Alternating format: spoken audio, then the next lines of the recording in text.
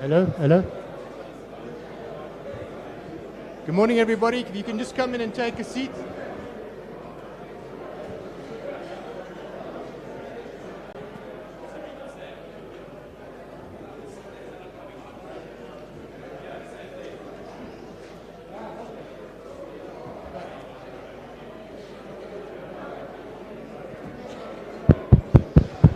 Hello.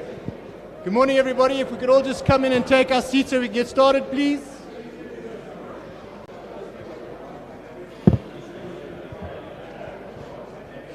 Everybody in?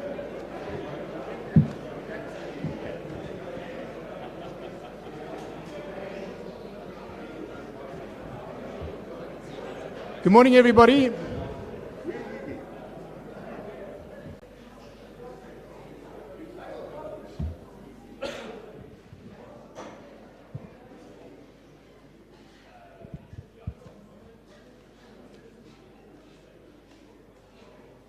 Morning.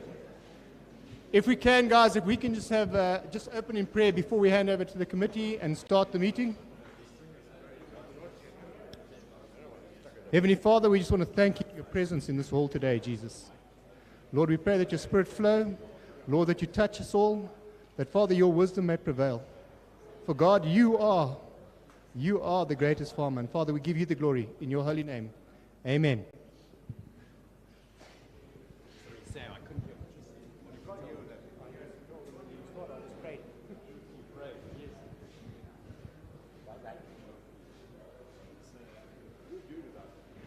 Morning, ladies and gentlemen.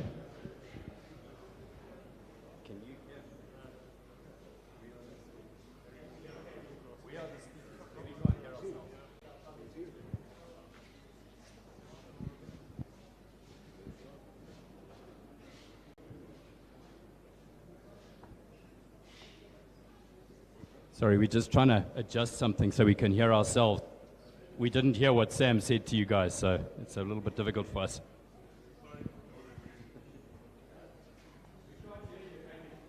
Can't you hear us either? Is that better? Okay, good. All right. So we need to eat this thing before it hears us. Okay, I'd like to welcome you all. Thank you for coming to this meeting today. And just like to give a little bit of background before we proceed.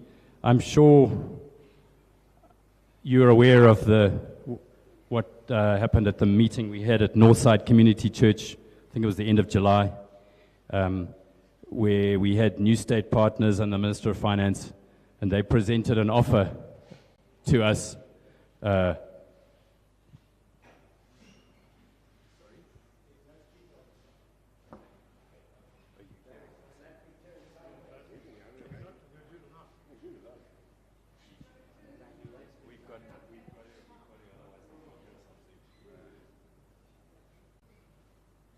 Okay, well, yeah, we're struggling to hear, but yeah, no, it's okay for you guys, but we can't hear anything up here. Speakers, sounds all going that way. So anyway, the offer that they presented, for most of us, in fact, probably all of us, felt it was a bit of an insult, to be honest. And so we as a committee obviously were not going to pursue something that was totally unacceptable. And since that time, we've worked tirelessly to try and work with government to come up with something that is at least an offer that maybe we can look at. And on Friday afternoon, last week, we got an offer from them, which on the paper, and it's in writing, signed by the minister himself. The offer itself, which we will present to you by itself, is not worth going for. But we have over the weekend had interaction with the Aaron Fox team in Washington.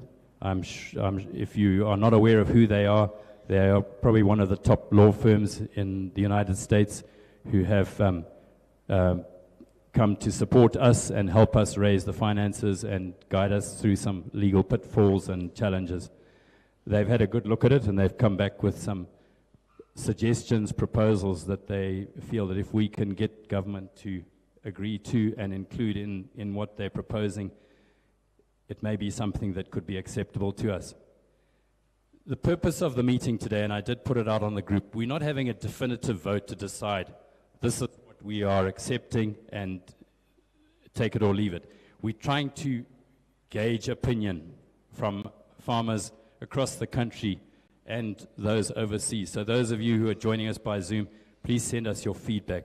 We are facing a position where either we stop now because this is exhausting and it's, we don't want to just carry on with something that's not going to have the backing of the farmers. But at the same time, so we need to get some feedback from farmers today on three main topics, which are kind of all linked together. So the first, obviously, is to look at the proposal and the suggestions that have come back from Oren Fox as to how we can make sure that it works for us and not against us. So I'm going to hand over to Harry first, who will go through what the minister presented to us, and also some of the stuff that came back from Oren Fox. So anyway, we're going to work together as a team here. And before I just want to say, these two men on my left have worked tirelessly on behalf of all of us to try and work a way to get some money for us. They have given up so much of their own time. They've taken so much flack and so much abuse, not only from some of our own constituency, but from people in the ministry that they have to deal with on an ongoing basis. And so I just want to say, Harry and Charlie, thank you for all the work that you put on our behalf. We're just so grateful to you. Good morning, ladies and gentlemen. Please excuse me for not standing. I did better sitting down. I just want to elaborate on what Andy has just said about that first proposal. And it's concerning to us that people jump the gun. They have the view that we have a mandate to negotiate on behalf of the farmers and accept deals for the farmers. I want to assure everybody here that we do not have that mandate, and that the proposal that was put forward, the 1% 20-year bond, I don't know how many meetings we had with the minister to highlight to him that this is going to be unacceptable. There's no ways in hell that guys were going to go along with this thing. And sure enough, he did address the meeting. I think he got a very good vibe that it wasn't going well. Charlie and myself and Andy and Nick went and saw the vice president to brief him that the offer of 1% is going to be rejected, and there was no way forward. So we came up with another solution to the vice president, and we proposed to him a bond of 350 million, a 10% bond on the 3.5 billion, which was $350 million. And what we said to him, we said, if you are prepared to issue a bond at a 10% coupon rate, those could be traded, because it's an attractive bond. And farmers would then have a choice of either cashing in, trading them. They would have taken a haircut, but not as big as a haircut on this 1%. That 1% was a junk bond. No one would have touched that. He bought into that. He actually indicated to us at that meeting that he didn't expect the farmers to accept this, and he had indicated to the Minister of Finance that he doubted very much whether the farmers would go along with that first proposal. So we had meetings with the minister. We proposed this to him. He accepted it. He said, let's work on it. A team was put together, and they've changed it a bit. They don't want to issue a bond, and the reason why they don't want to issue a bond is that if everybody takes those bonds and trades them, he's in the hole for $350 million, and he hasn't got it. So what he's proposing now is a cash payment of 10% of the $350 million of the global compensation bill. A cash payment will be paid over a period of 3 years with an interest rate of 5% per annum. The remaining balance, which would be $295 million, would be paid in the 4th year. The farm owners, and this is a big, I believe, I'm thinking of the right word, the deed of cessions, that we do not have to sign the deed of cessions. And this has been a big bugbear, because every time we've gone to them and proposed something, they're insisting that the deed of cessions be signed. They have now conceded that no deed of cessions to be signed for the first 4 years, and only if government performs.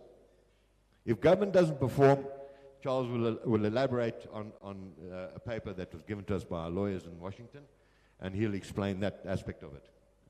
So the deal is $335 million a year, paid first payment in January of this year, second payment in July. It will be treated as an IR payment. We haven't agreed yet, if farmers accept this, we haven't agreed yet on how that's going to be dispersed, but we'll have to come up with a mechanism to see how best get those funds to the farmers. This money will be paid anywhere in the world.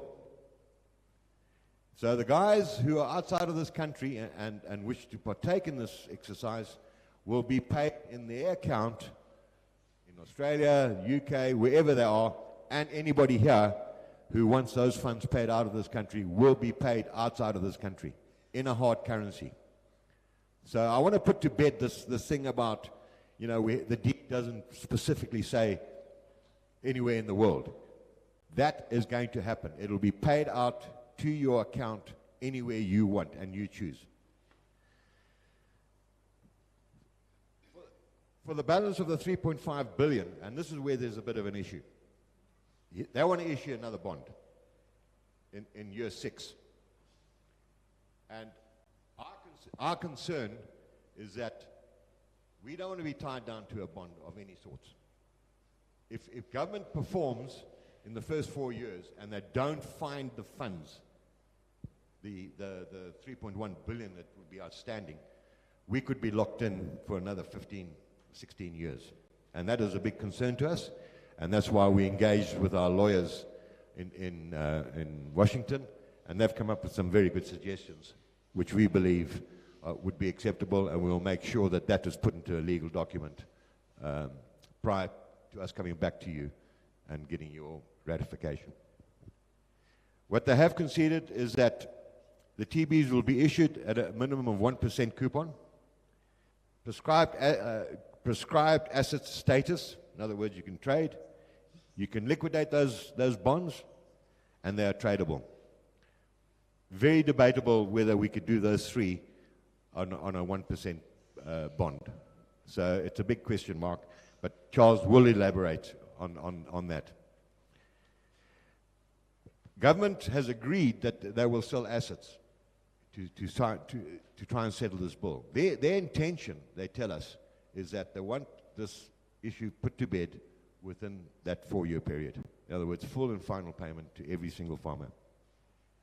They're proposing that the asset that they've given us in Kavimba Mining, that we liquidate our shares, we own 12.5% of that. They've actually even went further and said, if you can find a buyer, we'll sell the whole thing. They'll sell the whole group and disperse those funds. The problem we have with Kavimba Holdings is that, and we raised it with the minister, we had a buyer, a Canadian buyer, a year ago who was very interested in taking up this offer. Most of you are probably aware that one of the principals or shareholders in Kavimba is a listed entity, and the Canadians walked away from that. They couldn't be seen to be involved with a group that's listed, who's sanctioned. So they walked away from that. And I raised it with the minister, and he assured me that issue has been dealt with. He didn't elaborate whether they bought him out, whether they told him to go home. I don't know. But he says that it can be sold now, and there won't be a problem there. Debatable. We can't get Andy sits on that board, and we're having a hard time getting correct financials and assets. You know, what is Kavimba worth? He claims it's worth 1.5 billion. We need to see the numbers and the balance sheets and the gold reserves that they have to warrant a group of 1.5 billion.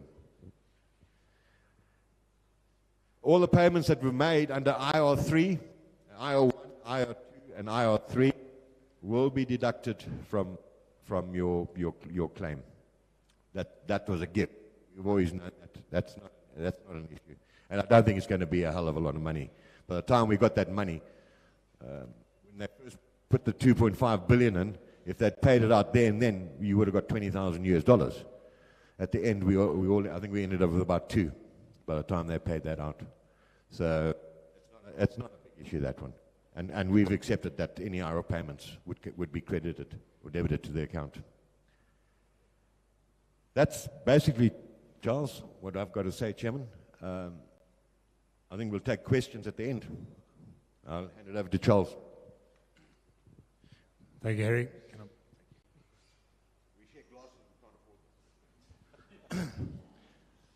Ladies and gentlemen, thanks again for coming to listen to us. I'm sorry that we haven't got more definitive news for you, but it has been quite a mission. However, when this was presented to us last week after an extremely heated meeting with the Minister of Finance and his team, they have come forward, as Harry said, with this compromised position. We initially were very against this because we felt that the middle road, where we were going to deal with 10%, would give us time now to deal with the 90%, whilst building confidence amongst ourselves and government and with the international community. And when they offered these two things together, we should know we would like to split them. They actually vetoed that completely. They were not interested in any way in vetoing, which also concerned us that this was a confidence trick to get us to sign up to the long-term bond for the 90%. As a result, we had a very late meeting on, I think it was Friday night, with Washington, and they got this offer, and we said, please pull this thing apart and come back with your views. And they have come back with the views, and I'd like to read those views out.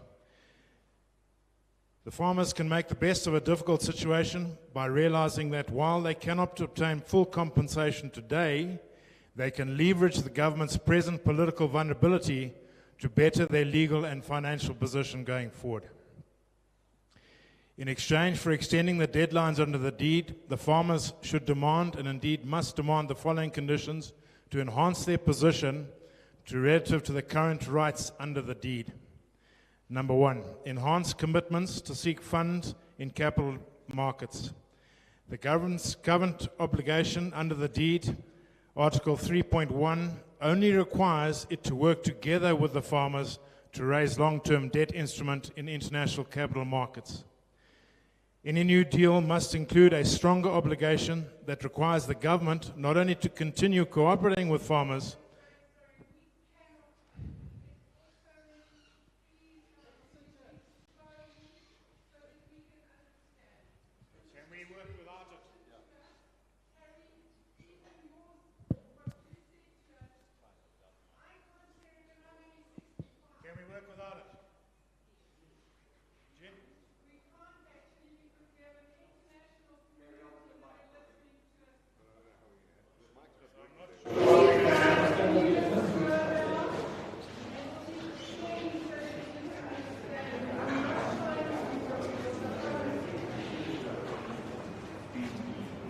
can you hear me, Gene? Are you buying lunch or dinner? Right, do you want me to start again?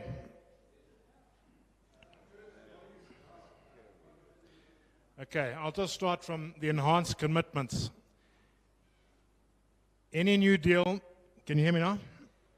Any new deal must include a stronger obligation that requires the government not only to continue cooperating with farmers, but also to pay the farmers as a matter of first priority from any funds it obtains from the capital markets, whether public or private sourced. Correspondingly, the government must support the efforts to the white paper Zadera to soften the Zadera approach with regards to raising money for the compensation process. In other words, if the government obtains money from the World Bank to supplement its general budget or from the IMF for a specific investment project, the government must be legally bound to pay the farmers immediately from those sources of income in the forms of available cash or shareholdings. A new deal must include a firm deadline, e.g. 2 to 3 years, within which the government must obtain new loans or capital to pay the farmers a certain percentage of the loans or be in breach of this agreement. Defined exit points. Any new deal must be framed as an interim arrangement to allow the government additional time to obtain significant funding in the capital markets. The inclusion of government bonds in the deal serves only as a window dressing to satisfy the government's immediate political needs together with those of the IFIs. A new deal must allow the farmers to exit the arrangement any time the government breaches its commitments, one of which must include raising significant funds in the capital markets by a certain date. If the government fails to make a cash payment in the first 4 years of the new arrangement, or fails to raise significant funds in the capital markets by an agreed certain date, the deal is off. Therefore, the farmers will never be obliged to accept government bonds alone as the principal means of compensation. International arbitration. Under the deed, the farmers currently only have the right to bring the government to arbitration under domestic arbitration procedures, Article 12. Any new deal must include enhanced arbitration rights that it would allow the farmers to attribute a breach of the terms of the new arrangement, including by claiming the entire 3.5 billion owed in a safer, more effective venue for arbitration, such as the London Court of International Arbitration. A better arbitration venue and procedure will ensure that if the farmers choose to arbitrate, they are guaranteed that any favorable arbitration award will be valid and enforceable internationally against international government's assets. On top of that, the terms and conditions of payment have not changed. The terms and conditions of payment have not changed, and this has been written now in the agreement signed off by the Minister himself. The former farm owners will have to surrender their deeds of accession to a custodian of their choice, a trust fund or such, a lawyer's trust account or such thing, after the full settlement of cash payment of 10% of the global compensation value in year 4. In other words, if they breach year 1, 2, 3, or 4, there's no accession. You have not prejudiced yourself in any way. Cash payments of 10% will be paid in any jurisdiction in United States dollars to an account of choice by the former farm owners. Any US dollar denominated TBs will be issued at a minimum coupon rate with the following features. Harry has discussed this: prescribed asset status, liquid asset status, and tradable. No payments, and I repeat, no payments emanating from the bonds or other will be subject to taxation, including income tax, capital gains, and/or inheritance tax in Zimbabwe. The US-denominated TBs will be redeemable and when additional resources become available to government. Additional resources will come from the sale of other government assets, as well as the proposed IATA fees to be levied on all air tickets for travelers to Zimbabwe and any sources which may materialize in the future. This is their conditions, not ours. They've included it. I just want to touch on alternative source of income. Harry has touched on the Kavimba.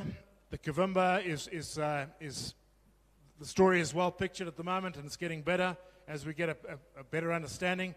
We've also put in the terms and conditions, we enhanced them yesterday with our lawyers, that any such deal with Kavimba must be given priority by our lawyers. In other words, they must have the mandate to sell Vimba through their business partners. And I think generally we've got acceptance of that.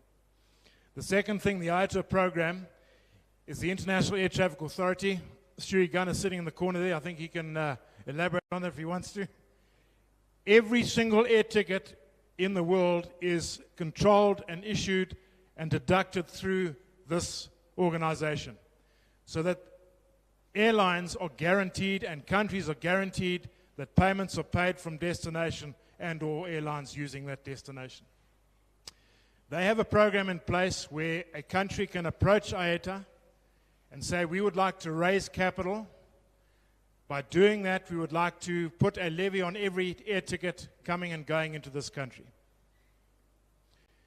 With their own stats, it is possible that they could raise, with a levy, of which they are discussing, $200 million a year through the IATA program. The New State partners based in London, who are the government's fundraisers or assisters, have said categorically that with the 200 million, they will be able to raise a long-term instrument on behalf of government for 10 times that value. So they believe they can raise 2 billion against a 200 million annual cash flow, of which then we will ultimately get paid. This IATA program, New State partners are saying, will take up to 18 months to establish. That is part of the reason we've built in the stopgap 10% arrangement to allow this to happen. There are other assets on the table, some which government is yet to be mandated, but one is NOIC. 2 weeks ago, the Ministry of Finance was very confident that he could sell NOIC, and part of those funds could be directed to this. He's since come up with some roadblocks against that because it's actually not his portfolio, it's Minister of Transport, but that's an internal thing which I believe can be sorted over time amongst themselves. So in my view, there's a real opportunity for us now to allow our lawyers, Aaron Fox, to negotiate a legal document on behalf of us, with our input, obviously. Once that is in place, we would then like to hand that over to you, the farmers, to get a definitive vote of whether this is acceptable to us or not.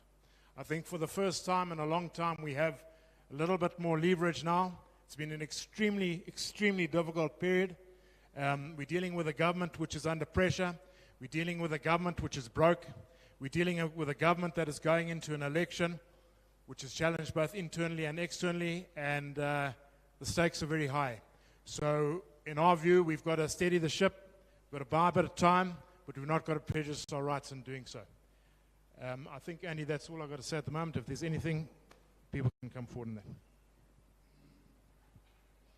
that. I would like to give an opportunity for questions and possibly comments. We have a mic here, and the team who are filming, putting the meeting onto Zoom, have asked if anybody wants to talk, if they can come and use this mic so that they can be seen on the video. If you are not happy to move or unable to move, we can give you a roving mic so that your questions can be heard clearly by everyone.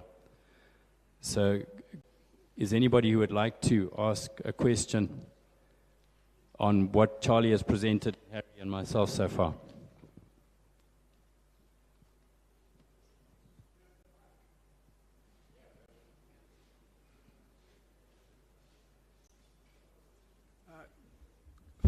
Is it working? Good morning, ladies and gentlemen. My name is Vernon Nicol, for those who don't know me, and currently I live in Australia. I live in Australia not by choice, but because I was thrown off my farm with nothing, and I don't want you to ever forget that. There's a huge number of us who live abroad who are unable to participate in this type of venture meeting, and I'm lucky enough to be in Harare today just to do that. I have one simple question to the board, please. We signed the compensation deed for a figure.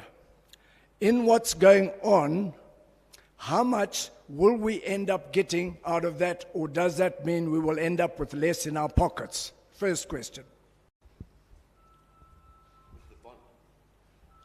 How much will we end up? For example, we took that huge haircut you all have that paper on how much you're going to get.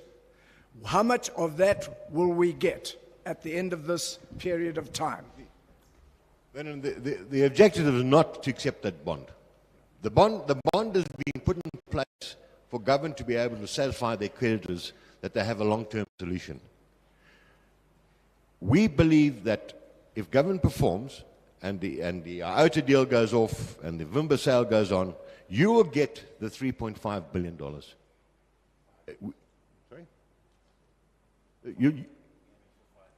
Over the 5 years. The objective here is to get this paid as soon as possible. IOTA, to me, is a non-brainer. We got to go ahead with that. We proposed it about eight or 9 months ago, this particular IOTA deal, but there was a broker who wanted to be involved in it, and they weren't happy with the broker. But now, subsequently, New State Partners said, look, you can do it without those guys. We will find a broker, and we will structure that. So we are not saying to everybody, this is a 4 or 5 year deal. The objective here is to buy the time, give the government time to be able to settle the arrears with the World Bank, deal with the Zadera issue. It's critical. We have to deal with that. And hopefully get paid long before the 4 years or 5 years. Okay. Just so I'll sit down and stop annoying you. The 10%, as I compute it, of the 35 million will give each person, because there are 4,500 farmers, approximately $7,700 US. No, it's not 4,500. 2,600. Okay, do your sums. Not a lot of money. Thank you, sir.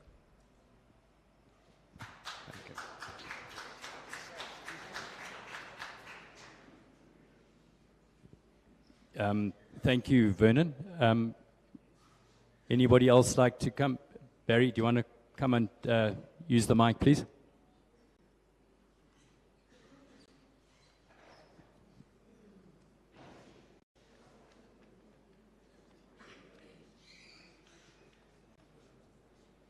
Gentlemen, does this come out or not? How you guys?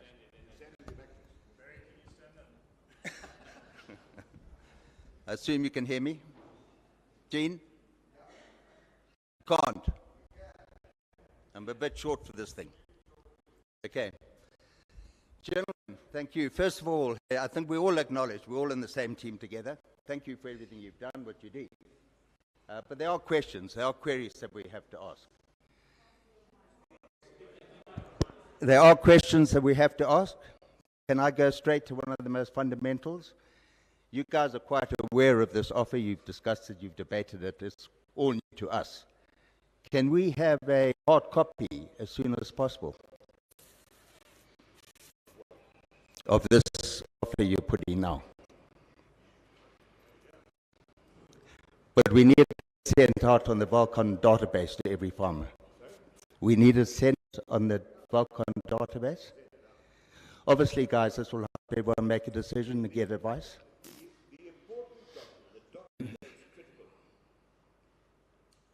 The document that is critical is the document that's going to be drawn up between government legal team and the Aaron Fox, our legal team representing us. That is the critical document. That is the only time that we will come back to you, to the farmers, and say, guys, here's a document. This is what it's all about. Do we go ahead? Okay. Or, do we accept it or don't we accept it? That's going to take a couple of months. Right now, what we're wanting from the farmers, do we continue down this road or do we kill it now? Government's in default. They defaulted on the 29th of July. They've asked for an extension. We've asked them, on what grounds do we give you the extensions? You haven't put nothing on the table. You haven't performed. You've done nothing. You've given us this now, which we'll take to our farmers and see if we can take this forward. Now, that is what we are asking the farmers. Do we kill this thing now, go back to government and say, it's rejected, and we're going to arbitration, we're going to win that. There are no ways in hell we're going to lose that one. We'll get the 5.4 billion, and that's it. We'll sit for another 20 years to see any more money. So they've put this on the table. So we're asking you for three things at this meeting. We did it yesterday. It was successful. One is, do we continue on this basis? Two, Zedera. It's an issue, and I'm sure it's going to come up strength 5, and we will discuss it pretty firmly. And three is the extension. Now, what we are proposing to government is we're not prepared to give them a 4-year extension, but we'll do it on a yearly basis. So if they perform the first year and they do the payments that they've committed to, we'll give them an extension for the second year. And that's how we'll proceed. Okay, thanks, Harry. What I was getting Can at I is just comment here, Barry?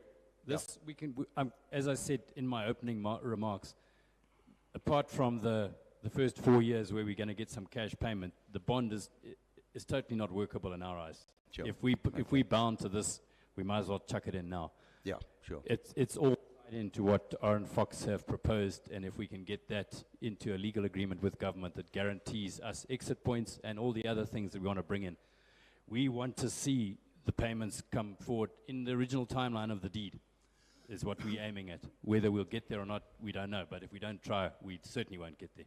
Okay, thanks, Andy. What I was getting at, Harry and Andy, was with this impending referendum, what are you asking out of us? In other words, we're not going to be asked to give a vote until we've seen the structure here.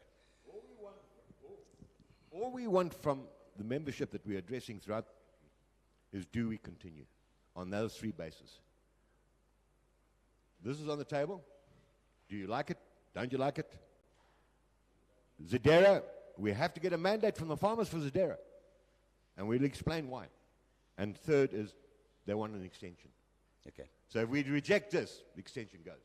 Okay, I'm with you now. It's just that, we don't know what's going on out there. Were we being asked to vote on a referendum regards this without seeing in detail? No, okay. No, so just to clarify, all we are asking for is for a mandate to continue in our negotiations with government and to continue to get Aaron Fox to negotiate with government on our behalf and get something that is in line with what has been spoken of this morning, and then that will be presented to the farmers with adequate time to get legal opinions, and so there's no imminent and then referendum. it will be a proper referendum. Yeah.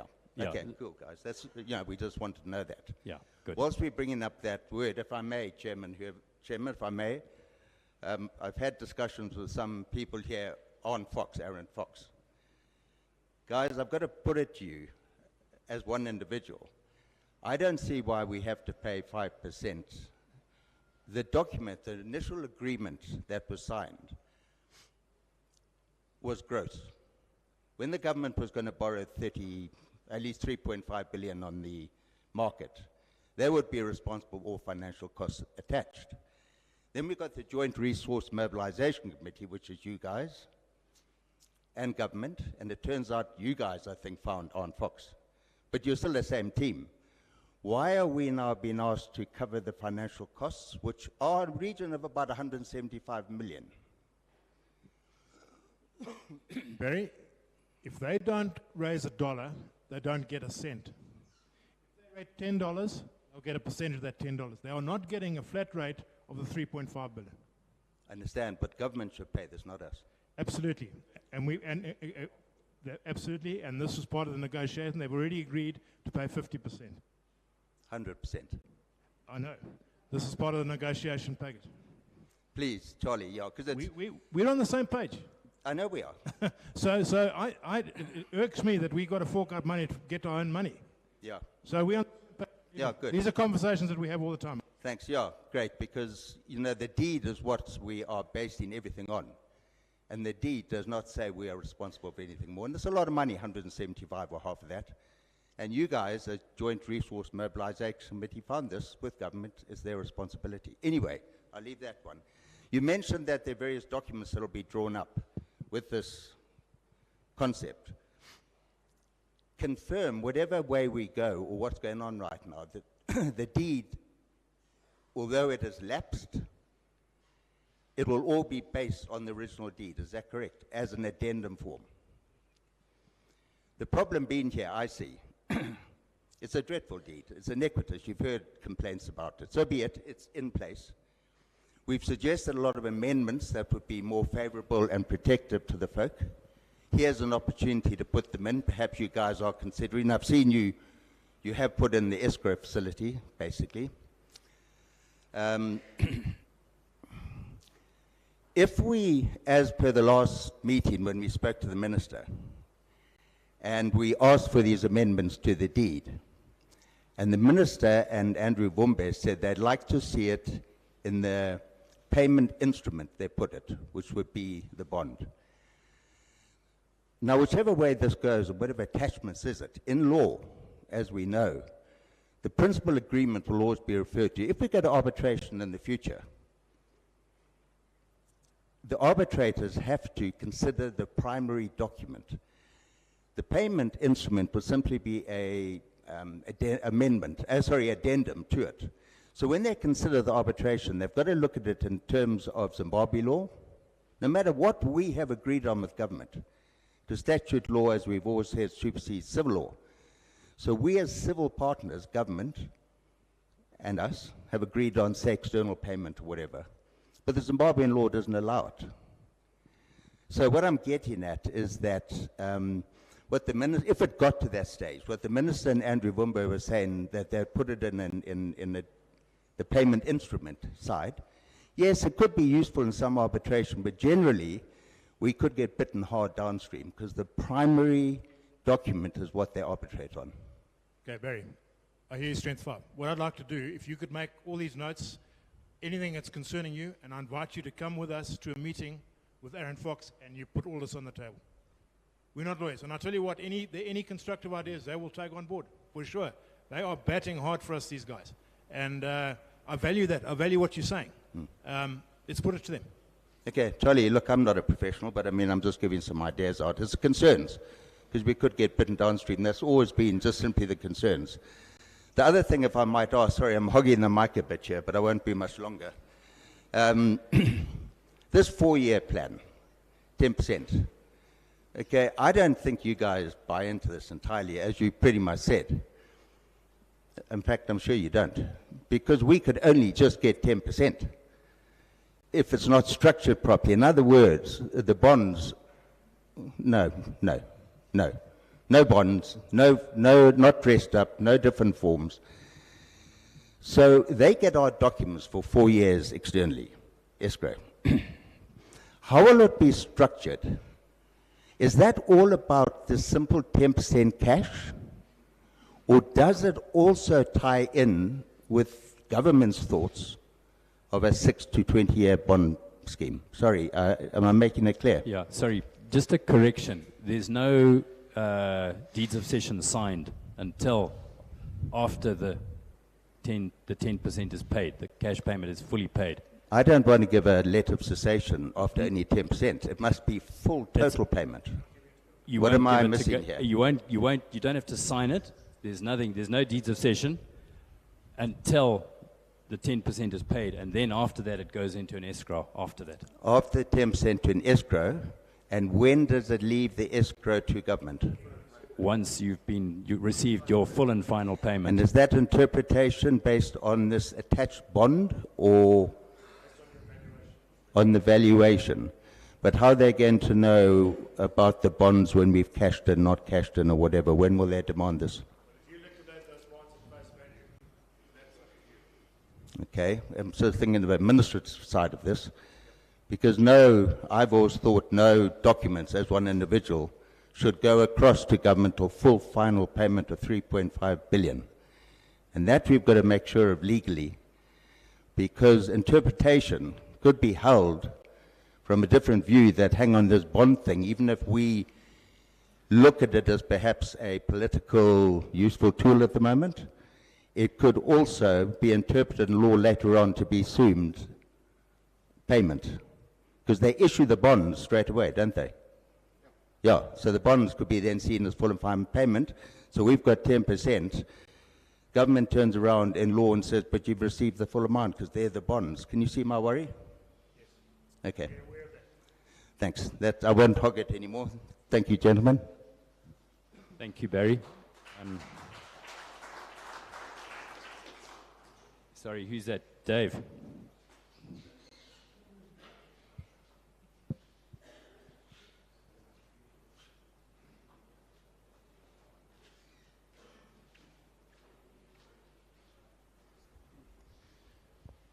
Morning, everybody. Dave Wakefield, Mr. Chairman and committee. My concerns are that we've been 2 years down the line already, and there's been a complete failure by government to perform. We have had 2 pretty good agricultural seasons. Last year they said it was the highest wheat we'd ever produced, most tobacco, and the maize crop was supposed to be incredible. The mining makes what mining in pre-independence time, the minerals that have been taken out of this country now make previous mining look stupid.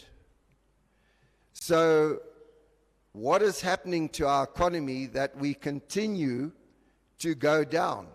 John Maguja, when he introduced the bond, put a big advert in the Herald. If this does not remain $1 to 1 bond, I will resign. I still hear him as the governor of the Reserve Bank. You know, what, 4 or 5 years we've had bond now. Where are we going up? So anything that cannot be paid now, if the government wins the election, how are we going to turn around this country and this economy to get us paid? I think we're flogging a dead horse. They cannot perform. We're not going to get it. They'll give us our 10%, as Barry says, and I think that'll be the end of it, because there is no light at the end of the tunnel. And for us to be involved in trying to encourage Zadera to be withdrawn, and for that, I don't think it's us as a group of farmers who should be parrying that. I'm sorry. The other thing is,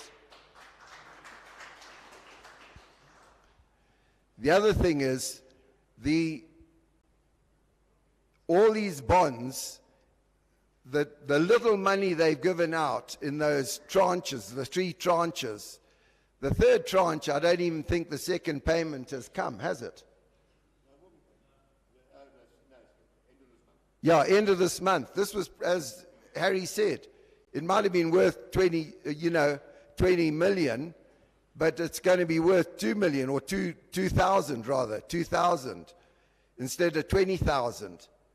So that's 10% loss since they said they'd pay it out.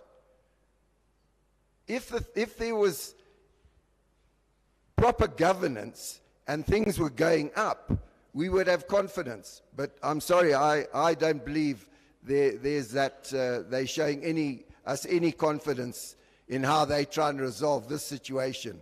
We've been used as pawns to try and get them recognition to then do whatever they want. But I tell you, our interests aren't at heart. Thank you.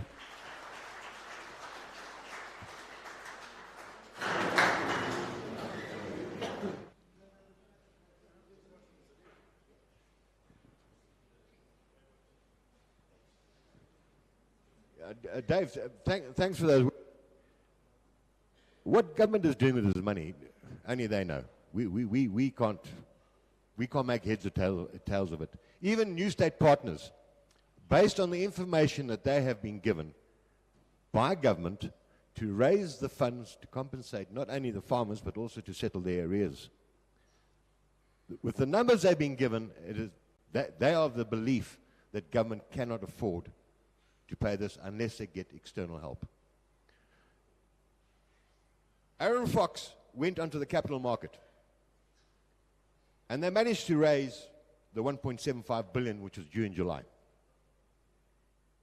The interest rate on that bond over 20 years, it was a 15-year bond that they could raise, was 20%. Now nobody in their right mind, no government in this world is going to accept a bond of 20%. We are sanctioned. We are persona non grata. New State Partners also raised the 1.75 in May because Mutede went to them and said, you've got to raise the 1.75 before July so that I can make that payment in July. 20% again. Can't afford it.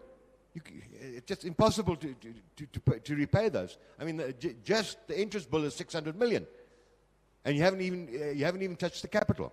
So it's not as though they haven't tried. But I don't know what government. We hear all these stories about minerals going out and diamonds and gold and everything you can think of. But from what the numbers and we've seen the numbers that New State Partners have given us, government hasn't got the funds. I can tell you right now, his words to me last week, he doesn't know how he's going to fund the summer crop. He has a problem. He hasn't got the fertilizer. He needs to find funds to import the fertilizer. He needs to fund the farmers. He says, I haven't got it. So I don't know how we're going to grow the summer crop, the guys who have borrowed. So I hear you, Dave. There's a lot of rumors going around. There's a lot of gold and diamonds that are flying out of this country. But do I know that? It's just what we hear. I think we need to cover this a bit. What's that? Okay. Dave, I hear exactly what you're saying. I can't agree with you more. But we're dealing with what we're dealing with, and that's what's on the table. And we're trying to maneuver to protect our rights, as well as trying to make a plan to move forward. As Harry said, we can let it go to arbitration. We will win that arbitration. I have no doubt about that. Our legal team is very confident. But the problem with that is that's where it'll be parked, and we will never get paid. I have no doubt about that. The Zadera situation, there's a misunderstanding here. We are not taking on Zadera. There was never our intention to take on Zadera. What we did through our lawyers was to ask them to write to Treasury in the United States, asking them for assistance to pay the full 3.5 billion. They took that and they responded. And they said, we would love to help you. Exact words. Unfortunately, I haven't got the letter here. But it was something on the lines that we would love to help you, and we value what the government is trying to do, and we agree with everything they're doing. However, our hands are tied because of Zadera.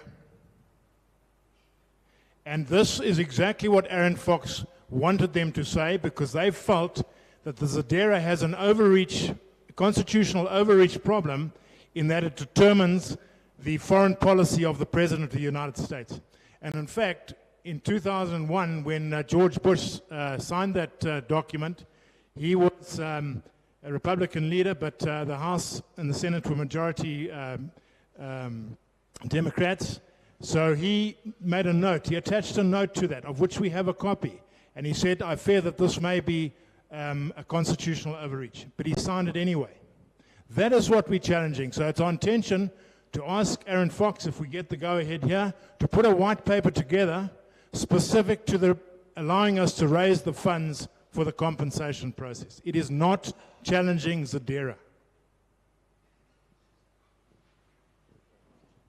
Yes, Wynand. Wynand, do you want?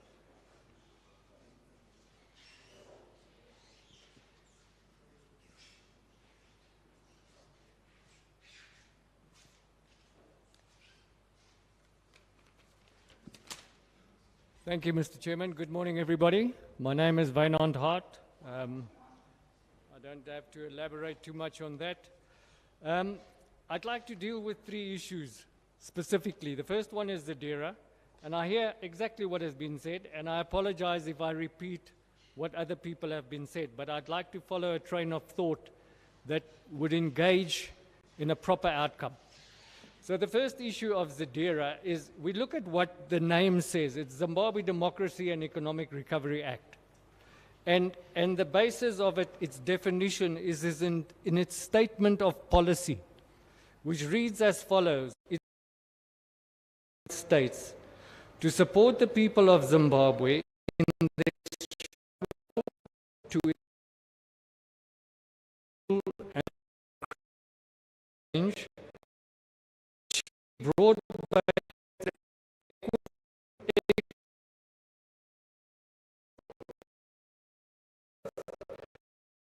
restore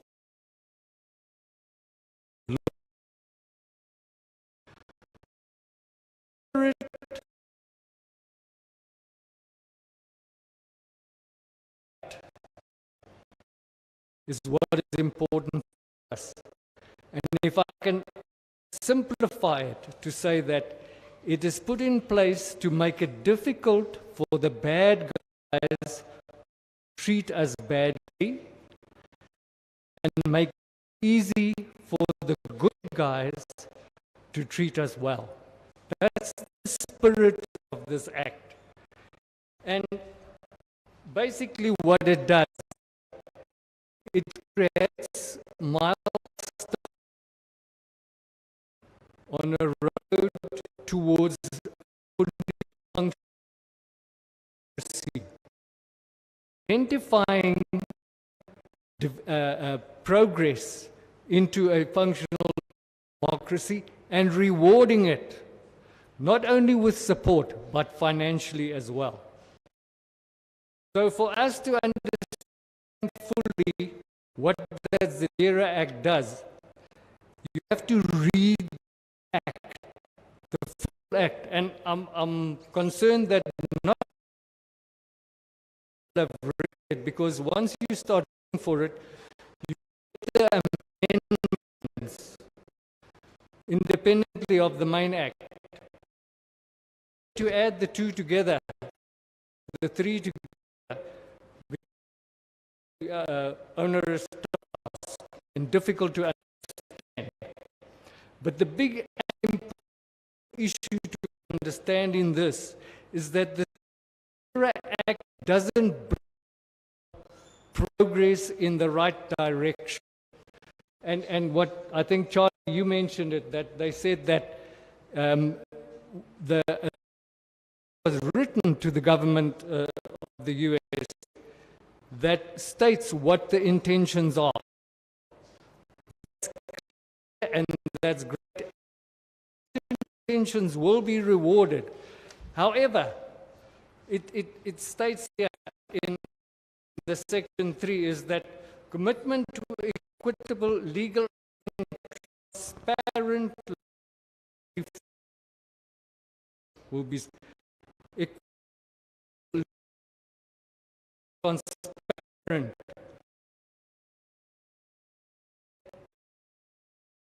Not be forced in accepting an illegal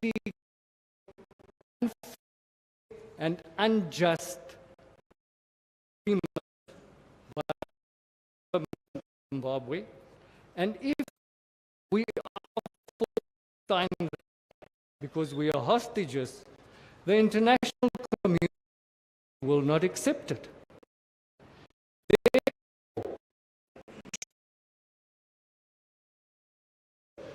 To benefit from or to avoid the negative impact of Zadira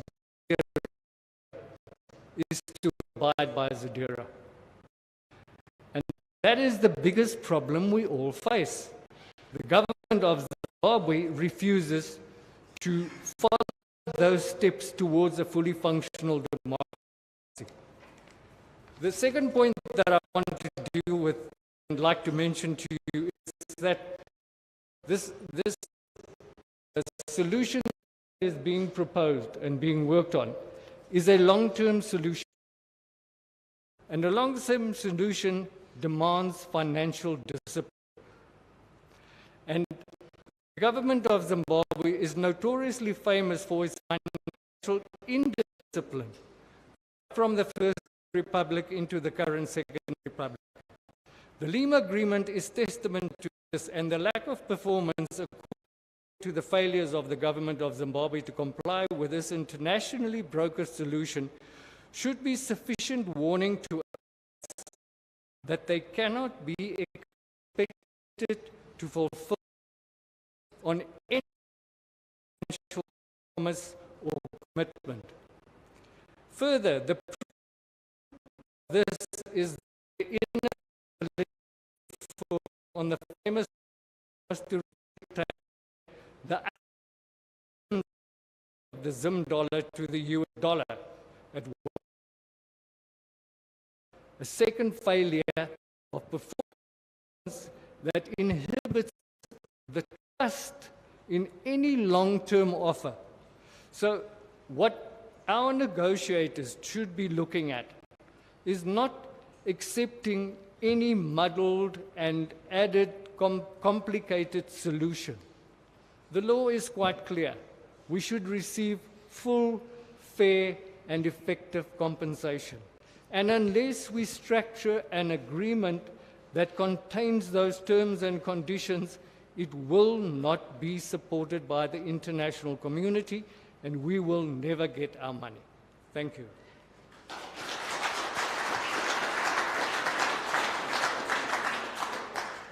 Wayne, thank you for those insights. The difficulty I have is I look across this auditorium, I see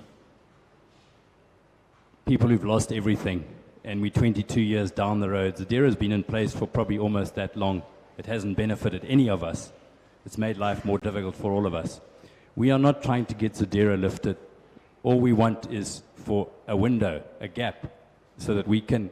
We've had numerous plans, numerous that were put in place. Fox, the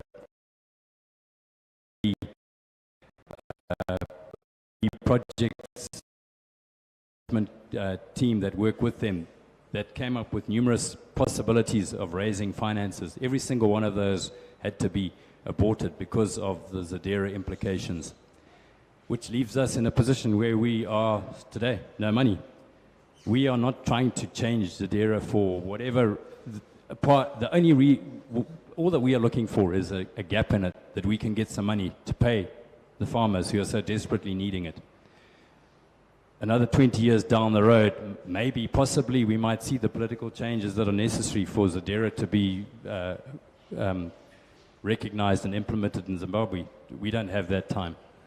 So our approach is not to get Zadira scrapped. We're not trying to, all we're looking at is approach the Congress and see if there's a way that they would support someone who's trying to help us get our money.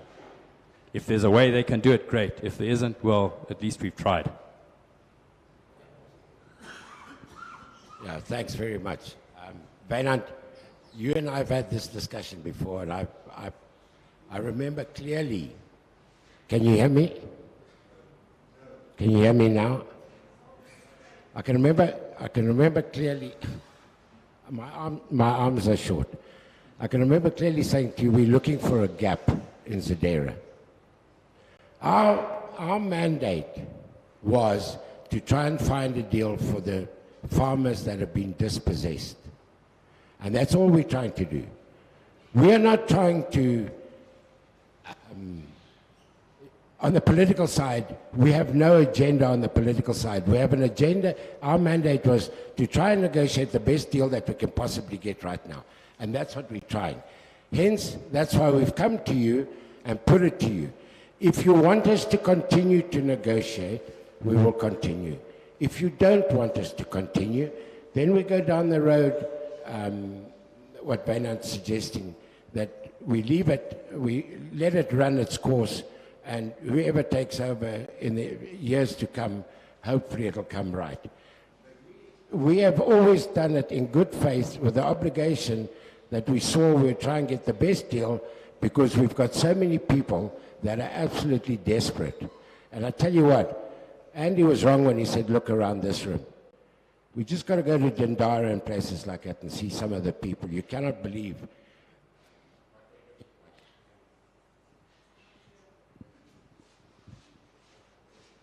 And also the other thing was, you know, the reports that we're getting from various people, some people are really battling to live. And, you know, we just can't live with ourselves. You know, you can stand on a principle here, but how do you live with this? But anyway, as Harry, Charlie, and Andy has made it quite clear to our farmers, we're here to try and find a deal for you. If you want us to stop now, no problem. We'll put it on ice, we'll go back to government, say the deals are off, we're going home. We're not interested. Simple. On the Zadira side, I heard what you said. I cannot comment on that as far as what it all stands for and what it's supposed to be doing. All I can tell you is we took advice from our legal guys who had constitutional lawyers in Washington, and they fed us that information.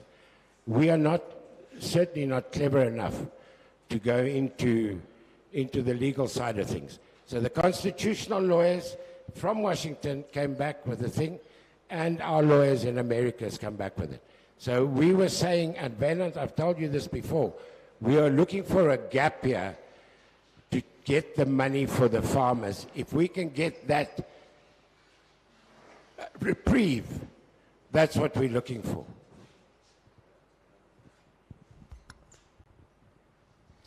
Thank you, Vanna. I think Nick's covered it pretty well.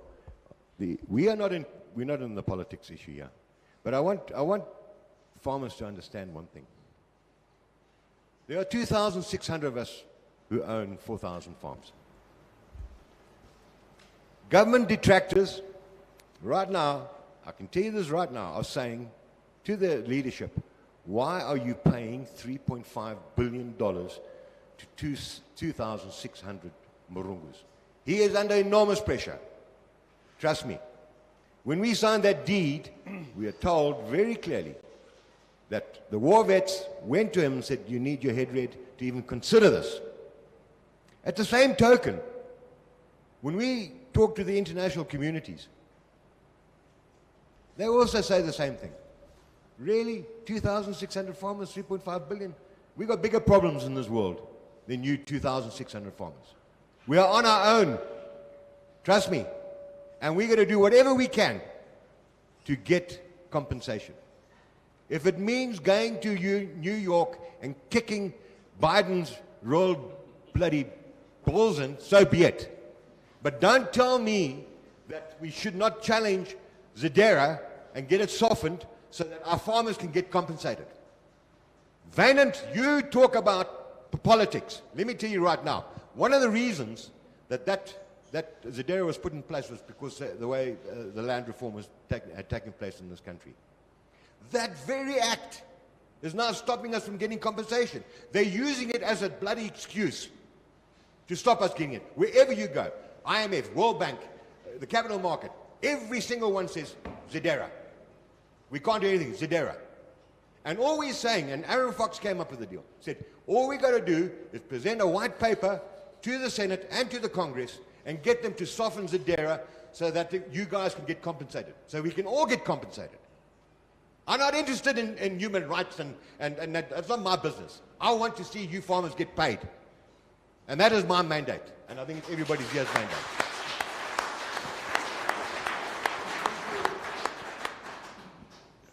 Mr. Chairman, Mitch Green, ex-Beatrice, Gweeby student. Raise your hands, Gweeby students. Lots of us here, lots of us here. First of all, I want to thank these guys for what they've done for us. Tireless work they've done. And those before them, who also, John Laurie in particular. Is John here? Not. Anyway, thank you so much, you people at the top table here. They've said to us quite plainly, we are here to decide whether we want them to carry on. If any of you previous speakers want to take their place, please do so. As far as I'm concerned, please carry on our behalf. No one else is going to do it. There are very clever people here who've got lots of good ideas. They have not been at the front line. They don't know what these guys have been through, negotiating with some very, very difficult people. Please, we need you to carry on. You've got my vote. You always will have my vote. We need you to carry on.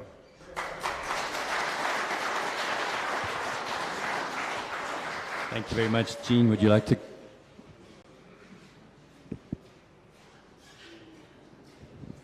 No speeches. Only 5 pages. Firstly, I'd like to apologize for interfering earlier on and saying, please speak clearly so that we can hear you. But I was very pleased to see that the team toned it down and we could hear much more clearly. I'd also like to make an observation before I say anything here, and that is that can you hear me better now? I'm falling in my own trap. I'd like to just say that after the meeting at Northside Church, this team here very bravely went to the Minister of Agriculture and said to him, Minister of Finance, and said to him, 1% 20-year bonds are a no deal. And if you don't like it, we will resign, and you can negotiate with the next team. And since then, they've had 5 offers from government. And government are nervous, and they're worried. And this team here have told us that. So I know we all complain, and I know we all get onto all of the groups, and I know we give them a run for their money, but like the other guys that stood here before me, I think it's really important that we understand very clearly that these guys are doing the best thing they possibly can to help us. And instead of fighting them, we should be working with them. And sorry, my mom will say you're starting to become like a school teacher again, and I am. I just want to raise a couple of issues, if I may. We have, over the past 5 years, come to 2 definite signed agreements with government. Number 1 was the interim relief payments for destitute farmers from the annual budget. Number 2 was the global compensation deed. We have about 4,500 title deeds registered with Valcon, and we have slightly less than 3,000 beneficiaries. Many Zimbabweans left Zimbabwe after being evicted in 2000.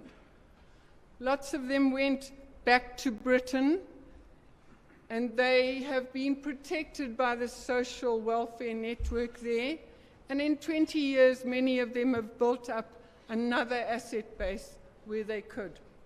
Those that went to America have had the benefit of earnings for 20 years, and they kind of are okay.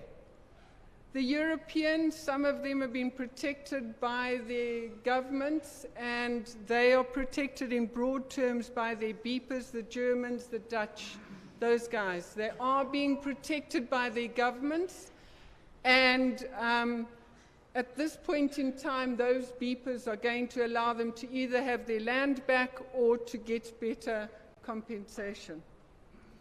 The Australians and the New Zealand folks who joined the diaspora there, they have got earnings for about 20 years, some of them, and they have also got a social welfare net to protect them. The younger farmers in Zimbabwe and in South Africa have been able to gain earnings in the last 20 years, and some of our children are doing quite well for themselves and are protecting and helping their families. But we have approximately 800, only 800, destitute farmers.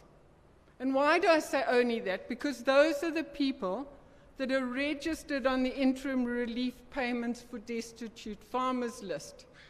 And they have signed an agreement with government that they will accept money which will be set off against the final compensation. That is an agreement signed and in place already.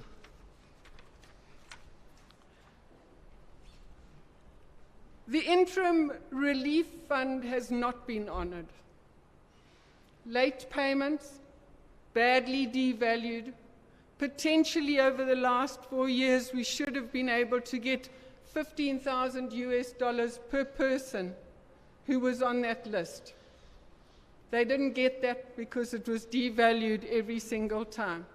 Even this last payment at our North Church meeting, where you got home and you find $1.2 million sitting in your bank account, I'm afraid that was in very poor taste by government to do that to us. The global compensation deed, it's not been honored. They haven't paid us. They've had 2 opportunities. They're wanting another extension. And then at Northside Church, we were offered a 1% 20-year bond. And you heard me say there, Brigadier West had a 4% bond, 20-year bond in 1982, and he died destitute in his daughter's home in Durban. Lest we forget. This new deal has no value, and we have no trust in this government. Blackmail, threats, telling us that we've got to do this deal because of our destitute and our poor and our elderly. It doesn't wash, guys. That's 800 out of 3,000. And if this government had honored the agreement that they had signed with us for the destitute, we would have had $15,000 a year, whereas this $35 million a year for 4 years and the other balance paid in 5th year only gives maybe $7,500. So just bear that in mind. And really, the rest of us would like to be paid in full for the values of our farms or the return of our farms on the same basis as the beeper guys are allowed to keep their farms. And quite clearly, government said that they are too scared to give the South African farmers back their land because there are too many of them. And the Mauritian farmers are coming to another agreement for their 61 farmers. They're going to be paid for their land and their improvements in terms of an agreement that was reached in July. The other beeper agreement guys either get their land back or they get full compensation. And lest we forget, our farms are conservatively worth $30 billion. Don't forget that. Let's wait for a fair and reasonable and an honorable settlement. It will come in time. Bear with me, bear with me. This government is looking for a signed deal from us to take to their sovereign debt meetings with the World Bank and the IMF. Let's not take a bad deal so that they can go to that meeting. But let's come back to the facts and the reality. We can't say to the Zimbabwe government, go to hell, we don't accept your deal. And these men are right. We have to continue negotiating. We don't really have a choice. But we don't have to take a bad deal. So let's keep looking to see what kind of a new deal Aaron Fox and their team will put together for us. And let's see if the Zimbabwe government will agree to it, because they might say no. Once we've seen that deed, then please, sirs, put together a referendum and ask us to make a decision on it. But before then, don't put your hands up this afternoon when they tell you to do so. Just nod gently to them and say, keep negotiating, please. Okay? I'd just like to make 3 other observations. Kuvimba, the legality of Kuvimba is in question. And Andy knows I've asked him to do the research on that, and he promised me he would come back to me on it. Okay, so I don't know that there's any money in Kuvimba.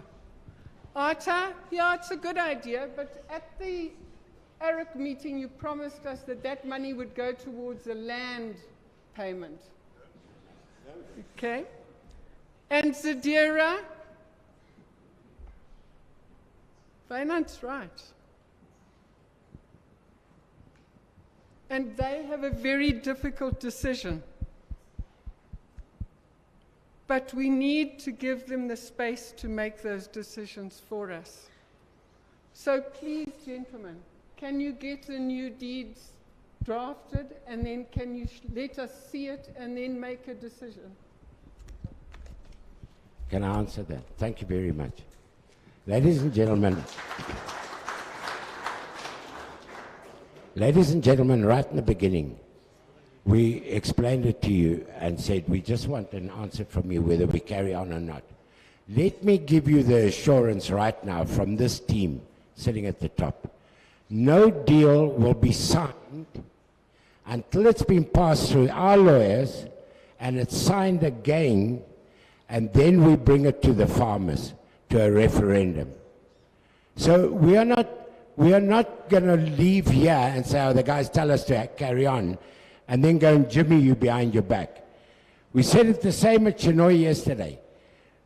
This is just to let us know whether we tell government to stick it up their kilt and we go home, or we carry on and try and find a sensible deal here. But we will not do a single thing, and I want to say that again, we will not do a single thing until Aaron Fox has signed and made sure that the legal side of things is kosher and we as farmers are protected. We will then call for a referendum, call the farmers, ask them to look at the documents and put it to the vote. That is the only time we will sign any agreement with any government. Thank you.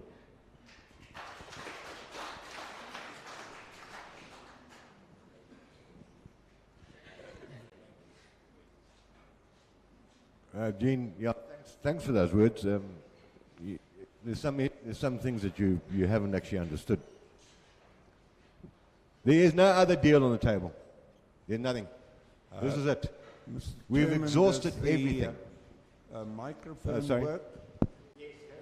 Mr. Chairman, I agree with the previous speaker that we've got no option but to continue negotiations. But we must not negotiate from a position of weakness. We've already got a situation where for our farm improvements we've accepted a 35% discount in US dollar figures. But let's for a minute look at US dollar inflation. As a correspondent on a platform that deals with this so aptly pointed out, that in 1902, at least 2002, a Toyota double cab bakkie cost $6,500. Now it's 10 times more in US dollar terms. And now we are again being asked to wait another 4 years plus 5. In the end, we're going to get nothing. And I think we internationally can make noise, and I think it's time now, 20 years down the line, that we do start making some noise. But we must negotiate.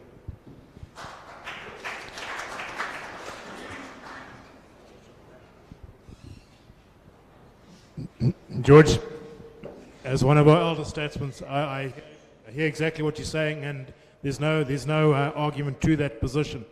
In terms of international challenges, I agree with you also. I believe we've been kicked too long, and I thoroughly support those that are running these alternative initiatives outside. Why aren't you sitting there? Keep the pressure. It's good. Keep going. This is not you or us. This is us together. And whatever we can do to keep the pressure on is the way to go forward. We, at the moment, through Aaron Fox again, have initiated a an investigation on the liability of the British government with respect to the land values of this country. We firmly believe, as do our local lawyers, that they have a definite obligation to deal with that second agreement, which is 3.2 billion. And very shortly, Aaron Fox will be getting all the information, we hope within the next week, of which is boxes of files. And they will now determine a position on what they're going to do for us taking it forward. So we are going to start making noise. I think I'm sick to death of, for want of a better expression, sucking the hind tit on this. And we are locked in a position. We're dealing with a very difficult situation. We've got to keep it alive. We've got to stabilize it. But we've got to get the best deal and protect our interests. And I hear what you're saying.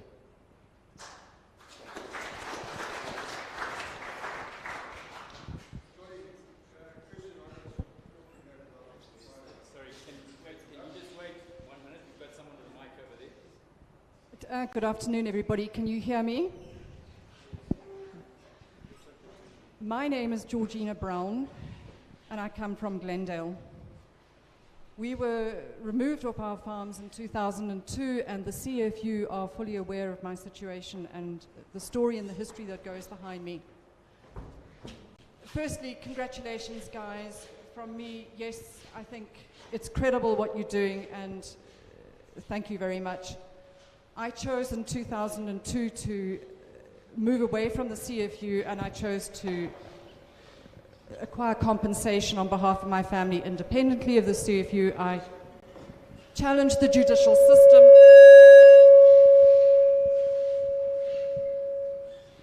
I challenged the judicial system here. However, in 2010, I was successful, and I managed to, having complied totally with legislation, to get the ministry and the treasury to pay my family out over $1 million in the lieu of compensation. So I do speak with a little bit of credibility. My issue here is, in order to broker this deal, there is huge silence on the 99-year lease issue. It is something that is hugely significant and should be factored into this compensation deal.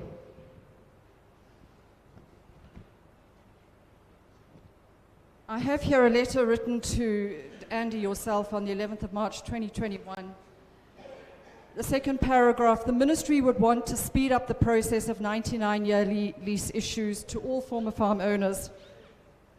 One of the first things that Kubi said to us at Northside was the importance he places on the 99-year lease issue. I applied for land under the commercial A2 settlement scheme. I was given 196 hectares just down the road here in Calgary. I was removed off that. I was then asked to present my case to the Land Commission. It went through to the Land Commission. It went through 3 tribunal sittings, and I was told that the chairman had agreed that I should be given an offer letter. That was in 2020. It's 2022, and I am still waiting for my offer letter. The chairman of the Zimbabwe Land Commission signs, as the last resort, the 99-year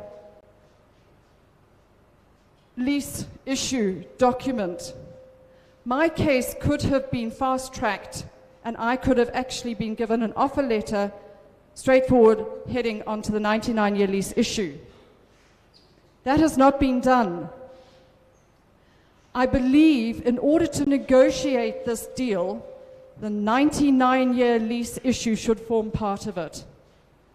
The government will understand it.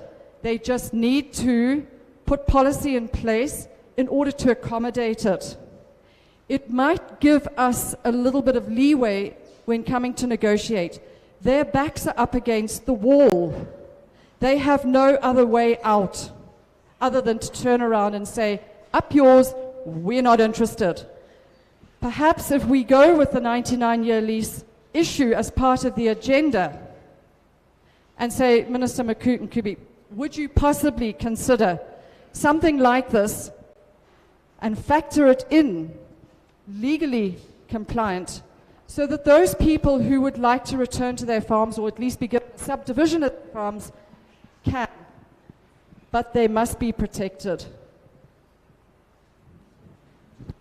Georgina, thank you, and you've made a very valid point. We have what we've rejected the 99 lease the way it is. We said it's not tradable. I can't sell it on, or you can't pass it on in your inheritance. So Prince Majaya has redone or rewritten the 99-year lease. What has helped us in this fight as well is that the BEPA guys have been offered the 99-year leases and they haven't accepted them in the state that they are right now. So we've made some good headway in that, and the minister is well aware, and so is the president, well aware that that has got to go down with everything else. With, you know, if we want to secure farmers or farmers in the future, they've got to go the proper 99-year lease and everything else. I don't know what to say to you about the offer letters because it's been a complete botch up. The Ministry of Agriculture is something else to, yeah, it needs a massive explosion and get some other people in there. We've done our nuts. We've managed to change one of the directors within there, but they brought in a young guy, and he's so intimidated by the older guys that we got a problem. Andy and his director deals with these offer letters, I think, on a daily basis, and he's the link man between the minister and that. And I know it's a nightmare, and it shouldn't be. I agree with you 100%. But you brought up a valid point, and we are working on the 99-year list, but we want the correct one. That's what we're working on. Gene, I'm not letting you get away with this because a lot of what you said isn't actually right. We're a beeper through my wife, a Dutch beeper. We've been monitoring the beepers very, very carefully to see what's going to happen there. At this stage, only 51 beeper farmers have applied to have their properties returned. And there's something like 260 beepers. Government has not got the money to pay those guys. I don't know what the Mauritians have done. I know they had a 2-day conference at the Meekles. And right now, I don't think much has come up. I know there's another one coming up, and I don't think much is going to happen about that one. But there is no money. The only way the Mauritians will get any money is if the Mauritian government pays out the farmers and gives this government a loan, as the Dutch did with those 11 other farmers. That is it. We've raised this issue with all the embassies who have beeper status. None of them will entertain lending any money to pay us out. So it's up to government to pay us out. So when you say that you're going to get paid, it's not actually correct. And I know this has been said a number of times, and it was said at the hall that we had the big meeting. I think it was, I don't know who it was, actually accused me of being a beeper and I'd been paid. I wish. I really do. The other issue, you say, don't sign this. It is not our intention to take this to 20 years. That's the last thing on our mind. What we are saying to you is, guys, government is offering $350 million in the first 4 years. That's what we're saying to you. You sign none of your rights away. We allow Aaron Fox to draw up the legal documentation to protect every single one of us. That is what we're asking. But what I'm hearing from Eugene is that carry on negotiating. Negotiate what? Or we can go back to them and say, we'll give you a year's extension and go home. Because there's nothing else on the table. There is nothing. It's just been exhausted. Every time we've gone there, there's been a stumbling block. Not only from our side, but also from the international side. So what I'm saying to everybody here is take the 350 million. Let Aaron Fox protect us. We're not going for 20 years. If you don't want that, that's fine. That's what we are asking you. We will, if you reject the Zadera one, guys, you need your heads read. You really do. Keep the politics out of this. This is not politics. We are trying to get compensation. And Zadera at this stage, they are using that as an excuse to stop us getting paid or raising any funds on the capital market for us to be paid. So think very carefully. Let them do the white paper. Let them present it to the two senates. Let's see how they respond. It's unconstitutional under American law, what George Bush did. So let them do it. It's not costing you a cent. You're scared we might be aligned with this government? Really? We want our money, man. Come on, guys. Think about it.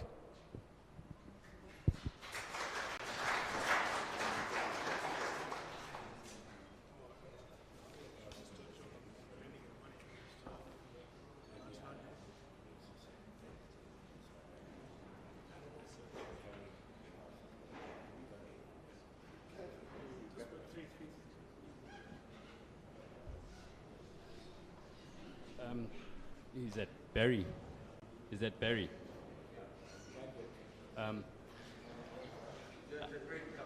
Okay.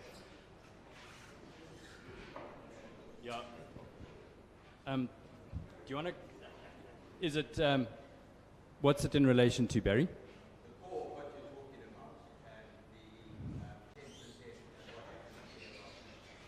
Yeah, I think maybe what we need to do is just to begin to wrap things up. You know, I think hopefully you've got the gist of what we're asking for.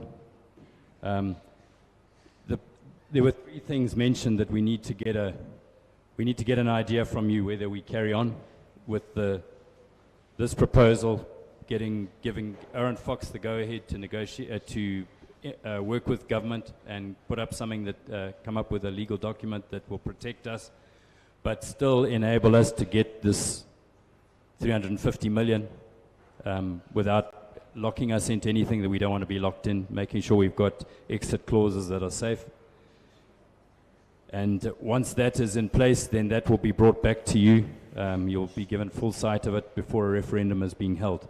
In order for that process to continue, we need to be able to give the government an extension on the deed.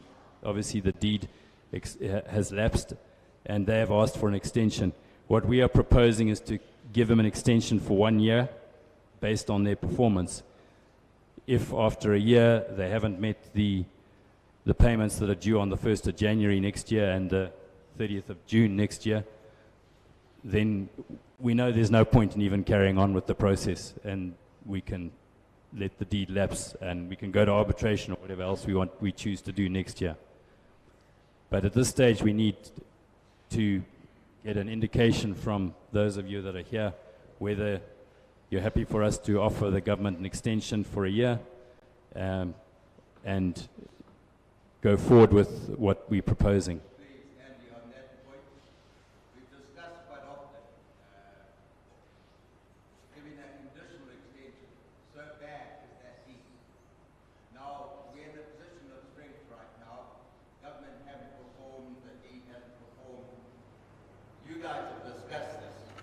Those amendments that were suggested to the deed to allow an extension are very reasonable in law.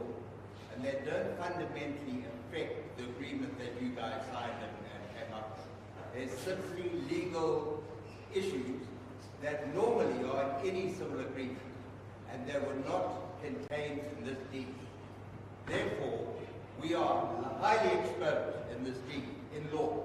Now that we are wanting to extend it, I ask the question, perhaps before we just vote on that, have you guys considered some of the, no, not some, the suggestions for the amendments that would be put to government? Because it's simply so a law, Andy. I mean, the fact that the conditions precedent weren't ever included baffled every single lawyer in town. You never have an agreement without civil conditions precedent because they're simply performance clauses. And in the absence thereof, you don't have an agreement.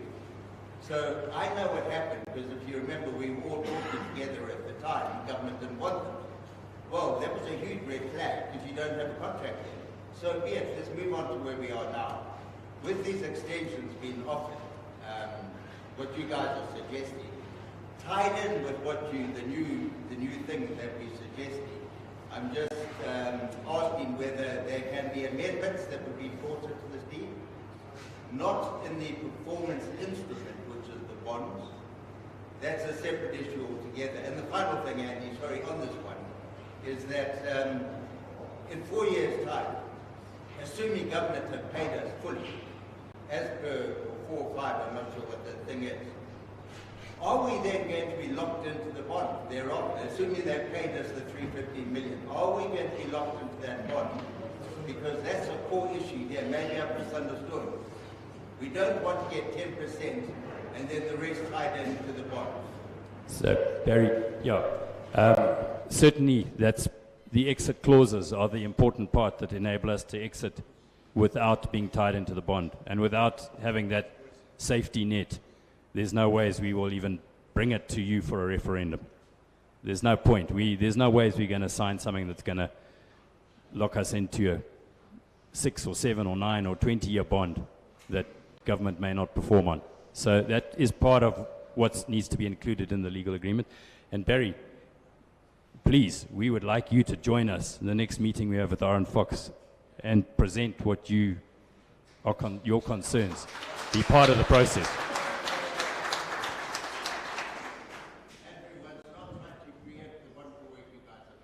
Yeah, it's. This is just good suggestions out of most of the lawyers in Harare. Fox are lawyers themselves, but we've also got some good brains here amongst us. Yeah. And they're simply there to assist you guys in your negotiations and in the future give you strength. In the absence thereof, government have got all the strength. You're particularly eloquent when it comes to talking about the legal implications and things. None of us are lawyers. I'm a farmer. You come and join us in the next conversation. Make sure that you get across your concerns to them so it can be included in the process. Thank you, Chairman. It'd be wonderful to meet you. We've met with all you guys in the last couple of years. Perhaps a couple of us, or myself, could meet with you and just discuss some of these issues which time doesn't allow now. Okay. It would just make us more confident. Yeah. Good. Okay. Yes, Dave. Second-hand salesman, car salesman. But what you're asking us to basically accept is that my very good condition running Toyota, they want to buy it for 10% of the value. I must hand over the registration book with after the payment of the 10% on a promise that up to 5 years I'll get the rest of my money. To me, I think there's got to be something a bit tighter than that. Those guys that you say have come to the party, we got to get the money. As George said, the dollar is, the way America's going, the dollar's sliding fast. And we've already taken a 60% knock on the value. So I've got to take 60% off my car, then I've got to sell it with a 10% deposit and the rest over 5 years and hand over the registration book. You might as well have given it away. Sorry, Dave, that's what we're trying to avoid. That's part of the process to make sure that we don't get into that position. If we find ourselves in that position, we'll recommend no deal. That's it. Okay, so we need to...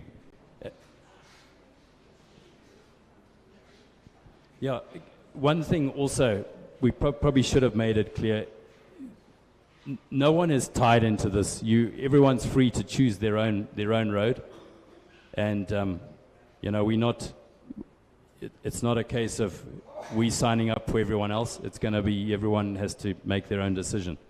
And at the end of the day, whatever we come up with after Aaron Fox interaction with government, if it's not acceptable, it's not acceptable. So, but just we need to. So we need to. I think the general feeling I'm getting from the meeting is that we need to keep going. We can't stop. We don't have an option. At the risk of being accused of covert Stockholm syndrome. Which is what someone sent me a message over the weekend saying, We can't expect people to vote in an open forum. Please just, if you really are opposed to us continuing, maybe you should raise your hand. In fact, let's just say, yay or nay if you want us to continue. Nay if you don't. Okay, I didn't hear too many nays. We'll continue with the process. The other important thing is that we need, linked into this, we cannot carry on if we don't offer the government an extension of a year, and we will try and include all the amendments into our negotiations. And so if we're going to go ahead, we kind of have to give the government that 1 year extension. So if there's no amendments, then everything's dead, even if they're going to pay pay us 10%. They will agree, Andy. They're basic legal things. They're not liberal. Yeah. There might be a few with you guys might find tricky, but I promise you, a lot of those, they should not object to unless they have no intention ever of paying. Yeah, okay, thank you. So can I have a show of hands of those who support us giving them an extension for a year?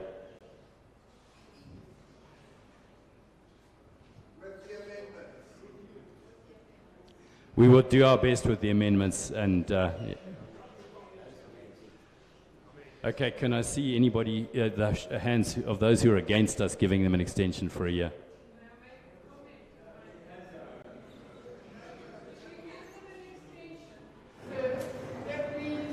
The deal still stands for 50% up front and the other over 4 years. That's still the best deal we've had. But if we ask them to look at our counter offers with the RM Fox amendment to it, while we have that extension period. Sorry, and then before everyone leaves, unless you want to leave, we would like to have an indication on the white paper to the US Congress to relax Zadera so that those that want to help us raise the money for compensation will be able to do so. Can I have a show hands of those who support that move? Okay. Can we see anybody who doesn't support, thinks we mustn't? Okay. Thank you. Ladies and gentlemen.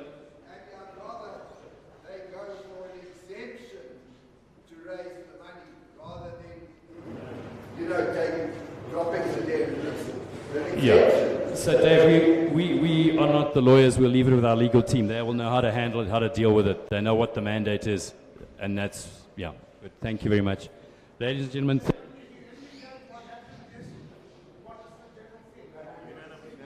I think Chinoy was much more friendly to us. But no, the meeting went well, and yeah, I think everyone was very keen to see things continue. What I do want to add here, ladies and gentlemen, please, this is not a guarantee. As much as we would like to guarantee that government are going to perform, they've given us an offer, they want to pay 10% in 4 years. We all know who we're dealing with. We're just doing the best we can to give it the best chance. So please don't go and make plans to spend your 10% or get excited about it. This is a process that we hope will lead to something that will be of benefit to us all. Thank you very much.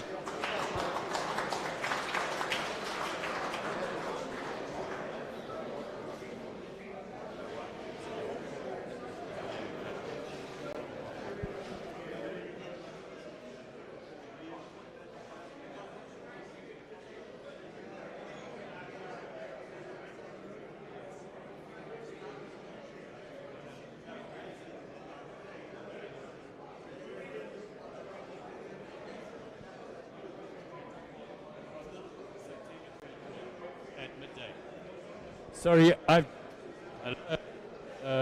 hello. I'm not sure anyone can hear.